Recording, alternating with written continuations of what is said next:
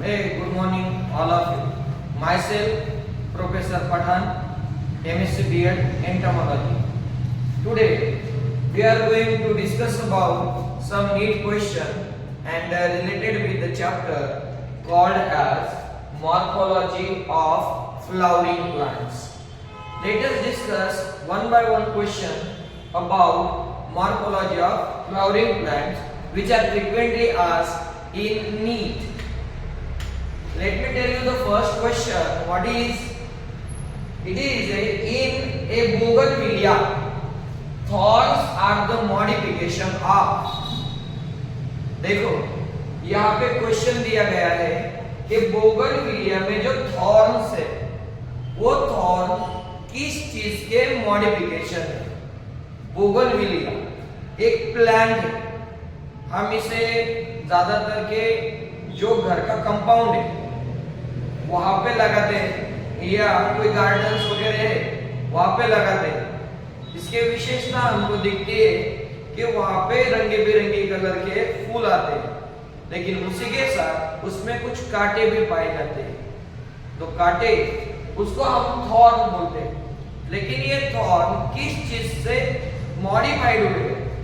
तो ऑप्शन है the first one stipule, a second one leaf, a third one stem, and the last one is called as a adventitious root.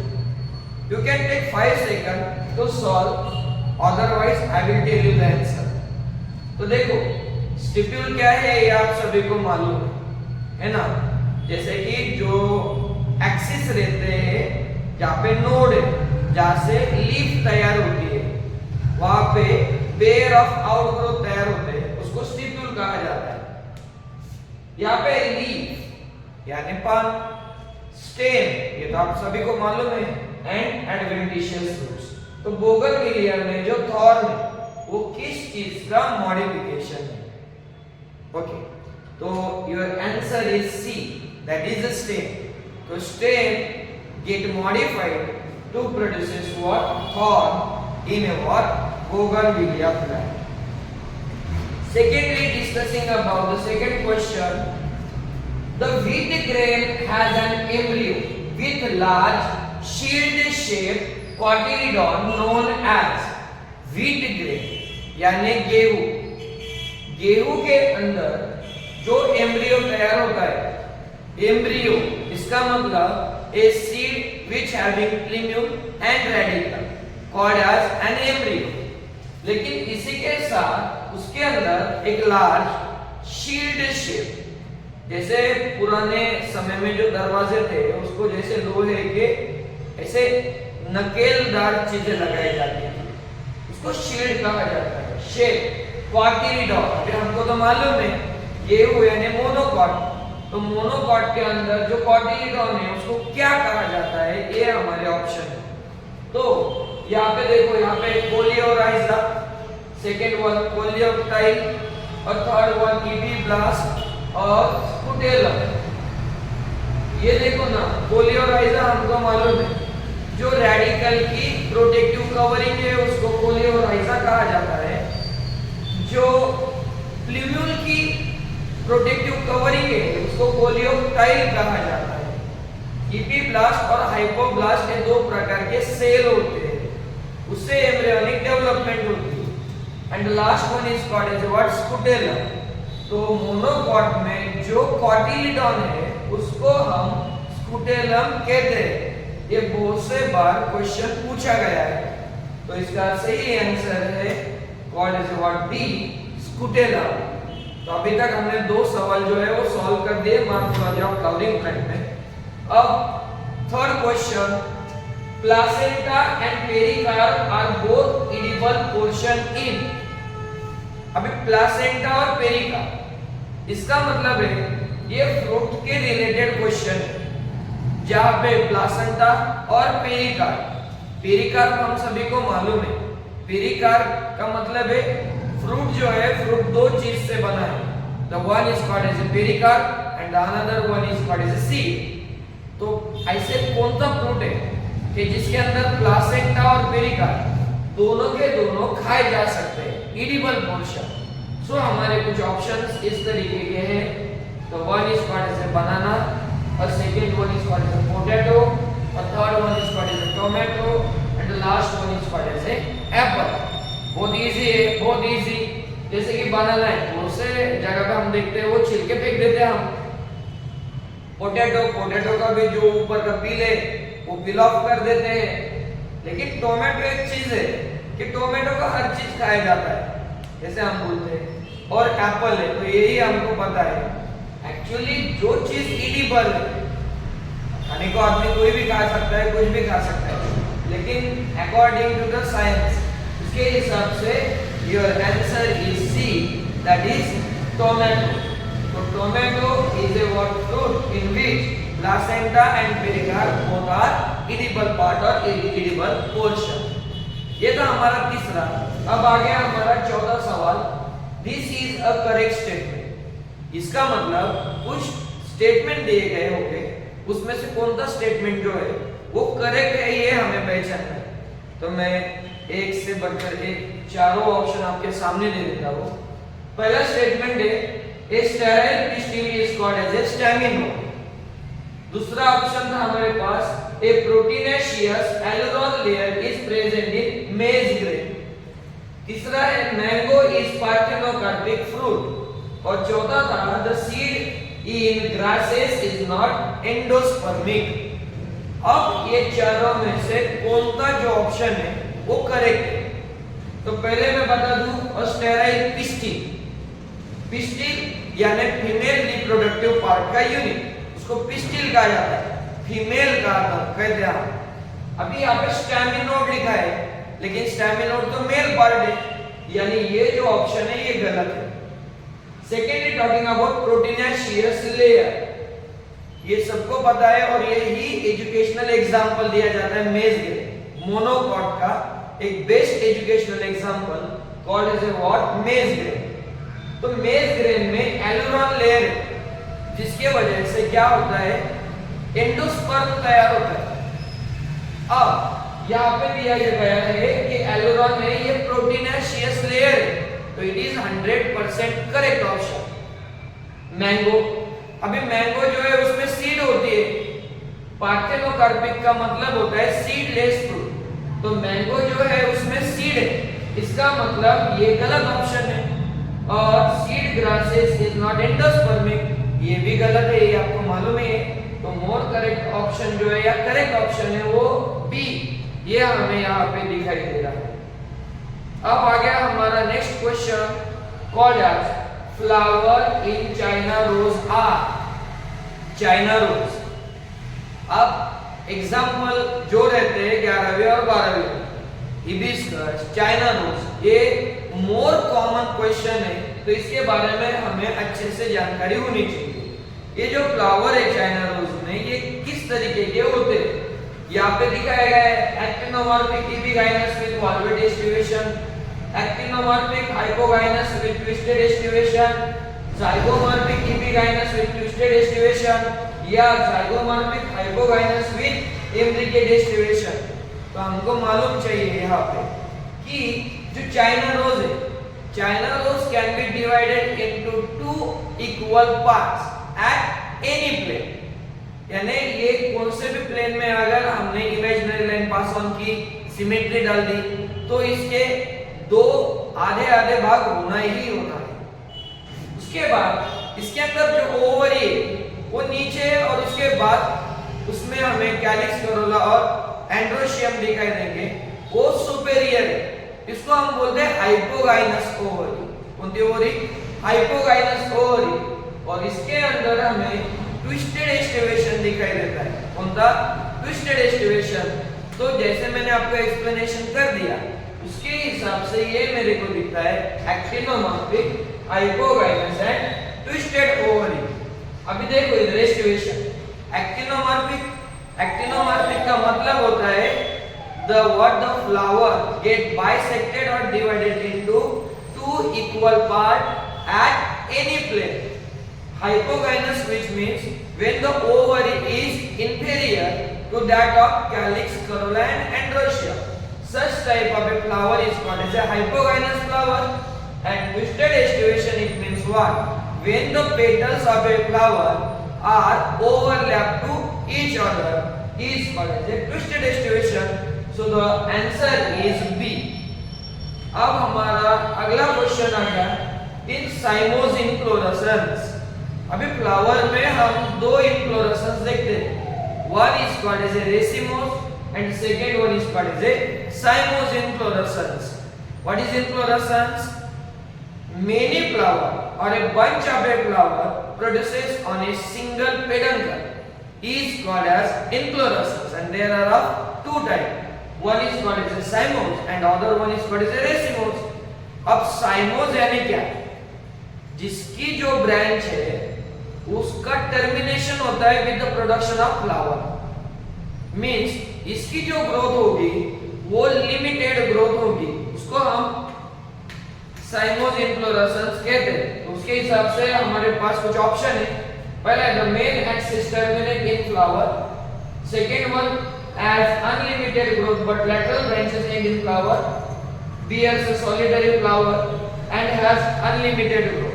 तो जहां पे unlimited है वो खत्म कर दो क्योंकि वो नहीं है, क्योंकि always the stem or branches ended with the what?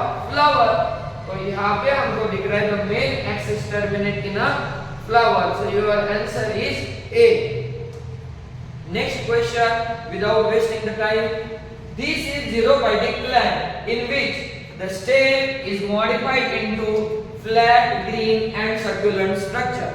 अब यहाँ पे हम एक ही सबसे ज्यादा एग्जांपल लेते हैं 11th और 12th के लिए। जो स्टेम है वो स्टेम अभी फ्लैट हो गया, ग्रीन हो गया, तो फ्लैट ग्रीन है और सर्कुलेंट है। Succulent it means what? इसके अंदर है ना लिक्विड है जो यूटिलाइज हो सकता है, कंज्यूम कर सकते हैं, उसको सर्कुलेंट कहते हैं। इसको हम एक शब्द बोलते हैं रस भरा। The God has what? Succulent. तो ऐसा कौन है? तो दिमाग में आ गया तुम्हारे, इसको हम ओपुन्शिया कहते हैं, कैक्टस ओपुन्शिया। ये जो है तो ऑप्शन देखो क्या है? Acacia, Hydrilla, Casuarina and Opuntia. So your answer is what? Opuntia. Opuntia डिले नहीं कहा जाता है उसको। ओके, नेक्स्ट क्वेश्चन के पास जाते हैं हम। The root develops from. अभी नॉर्मली रूट कहां से डेवलप होता है? अभी भी मैंने पहले क्वेश्चन में बताया कि seed having an embryo, a embryo. तो what called as a embryo? The seed which having a what? Plumule and radicle.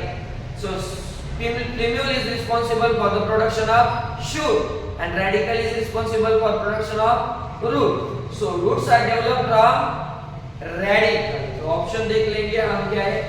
radicle, plumule, stem and shoot apex। तो roots जो है जो किससे डेवलप हो गए? radicle से। So your answer is what? A। Come to the next point, talking about the next question, select the correct statement। इसका मतलब हमें कुछ स्टेटमेंट पढ़ना पड़ेगा। स्टेटमेंट कौन कौन है? From the region of elongation, some of the epidermal cell form the root hairs। Secondly, talking about pneumatophora seen in Sonoresia। The next one is called as adventitious roots are seen in banyan tree, and the last one is called as maize and sugarcane have crop root। तो हमें ये समझ में चाहिए कि जो reason of elongation है वहां से रूट हेयर डेवलप होते नहीं है। और सेकेंडली टॉकिंग अबाउट मेज और शुगर केन जो है इनके अंदर स्टिल्ट रूट रहते, क्रॉप रूट नहीं रहते। निमेटोफोर और यहाँ पे एडवेंटिशियस रूट्स, ये जो है ये करेक्ट ऑप्शन है। तो ऑप्शन जो हमें यहाँ पे दिखाई दे रहे हैं उसके हिसाब से option D is more correct. So option D, second and third, all our statements are correct statement। Let me discuss about the next question। An example of underground stem is। तो underground stem का example क्या है? Stem की definition हमको मालूम है। It is ascending axis of a plant part which is positively phototropic and aerotropic। लेकिन कुछ जो plants है वो जो है वो अंडर द ग्राउंड डेवलप होते। ये अभी अंडरग्राउंड डेवलपमेंट में हमने कुछ चीजें पढ़ ली है, जैसे कि हमने यहाँ पे राइजोम पढ़ा है, हमने ट्यूबरोज रूट पढ़ा है, ट्यूबर बोलते हैं हम उसको, third one corm and fourth one bulb पढ़ा है। अब राइजोम के एग्जांपल आपको मालूम है, ginger and the second one turmeric. Tuber का एग्जांपल हमको मालूम है, पोटैटो मींस यहाँ पे सोलेनम ट्यूबरोजम बोलते हैं। क्वारम हमको मालूम है, एमरफोपैलस एलिफेंट फूड। और ट्यूब ये हमको मालूम है कि ट्यूनिकेट बल्ब होता है, ऑनियन और स्केली बल्ब है गार्लिक। तो हम पढ़ लेंगे an example of underground stem is, यहाँ पे potato, carrot, ground nut and sweet potato. तो स्वीट पोटैटो को यहाँ से निकालिए दो क्योंकि ये रूट है हमको मालूम है, और कैरट भी रूट हमको दिखाई दे रहा है। पोटैटो ये स्टेम का मॉडिफिकेशन है, underground modification. So your answer is what, potato, ये हमको दिखाई दे रहा है। Come to the next point. Next question पढ़ लेंगे हम, which of the following is not a part of the leaf. अभी लीफ के कौन कौन से पार्ट्स देते हैं हमको मालूम है, तो लेकिन फिर भी कुछ ऑप्शन दिए गए हैं जैसे कि lamina, petiole, stipules and node. अब देख लेंगे लैमिना, ये तो मेन पार्ट होगा for photosynthesis. Second one petiole, it is the middle part of the leaf. Stipules, मैंने पहले ही क्वेश्चन में आपको क्लियर कर दिया, a pair of outgrowth which is arises from the leaf base.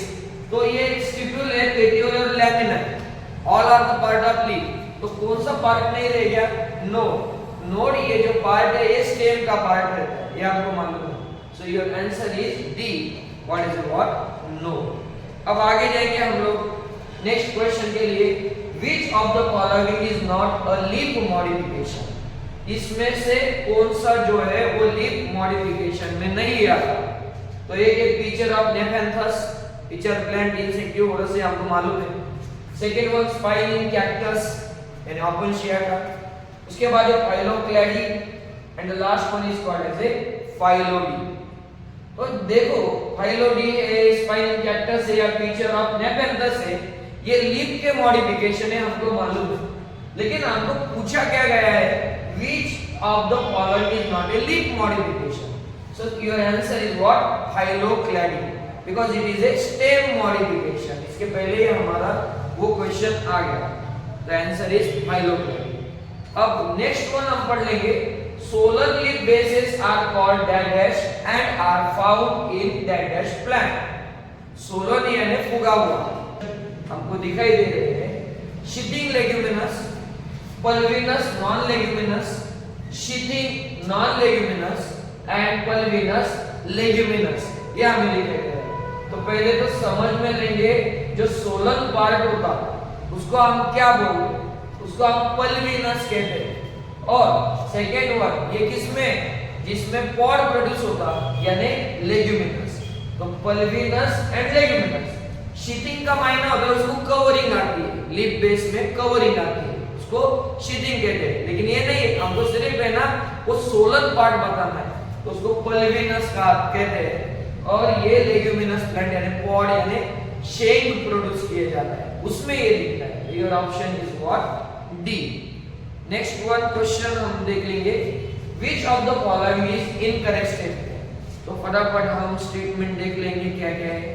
तो इसमें से कौन से स्टेटमेंट इनकरेक्ट है। Dicot have reticulated venation, monocot have taproot system, monocot have parallel venation and dicot have what, taproot system. पहले तो समझ लेंगे डाइकॉट में टैपरूट है 100%, ओके। उसके बाद मोनोकॉट हैव पैरेलल वेनेशन, जो लीफ लैमिना है उसमें पैरेलल वेनेशन पाए जाते हैं मोनोकॉट में। डाइकॉट हैव रेटिकुलेटेड वेनेशन, यही बराबर है, नेटवर्क है उसमें वेनेशन का, वेन्स एंड वेनलेट्स। फिर रहा ये बी वाला मोनोकॉट से टैपरूट सिस्टम। मोनोकॉट में एडवेंटिशियस रूट और फाइब्रस रूट पाए जाते हैं, टैपरूट नहीं पाए जाते। तो your incorrect statement is B. Statement कौन सा इनकरेक्ट हो गया, बी इनकरेक्ट हो गया, हमें ये दिख रहा है। तो यहाँ पे हमने कुछ 15 क्वेश्चन पढ़ लिए। Hope so morphology of flowering plant जो है वो आपको अच्छे से समझ में आया होगा कुछ क्वेश्चन। अगर आपका वीडियो अच्छा लगता है तो इसके बाद भी मैं नीट के कुछ क्वेश्चन बनाऊंगा ऐसे ही, जो आप जो है आपको विद ऑप्शन दिखाई देंगे। सो लाइक, सब्सक्राइब करें, कमेंट भी करें। Thank you.